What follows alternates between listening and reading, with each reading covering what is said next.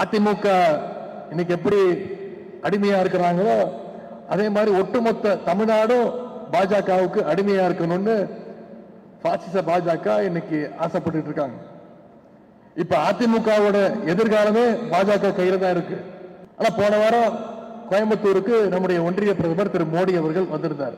வந்தவர் ஏதாவது திட்டங்களை அறிவிச்சாரு பாத்தீங்கன்னா ஒரு திட்டமும் கிடையாது. இன்னும் சொல்ல போனா நம்முடைய தமிழ்நாடு அரசு கொடுத்திருந்தது கோவைக்கோ மதுரைக்கோ மெட்ரோ ரயில் திட்டம் வேண்டும் அப்படின்னு, அதை நிராகரிச்சிருக்கிறார் ஒன்றிய பிரதமர் திரு மோடி அவர்கள். ஆனா இன்னைக்கு தேர்தல் நெருங்குறதுனால பிரதமர் மோடி அவர்கள் இனிமே அடிக்கடி தமிழ்நாட்டுக்கு வருவார். சென்ற நாடாளுமன்ற தேர்தலுக்கு முன்னாடி ஒரு 3 மாதங்கள் பாத்தீங்கன்னா 8 முறை வந்தார். பாறையில கொகையில கடலுக்கு அடியிலாம் போய் தியானம் பண்ணுவார். புதுசு புதுசா வித்த காட்டுவார்.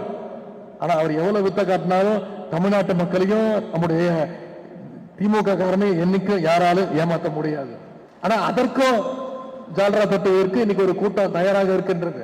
அதுதான் அந்த அடிமை கூட்டம்.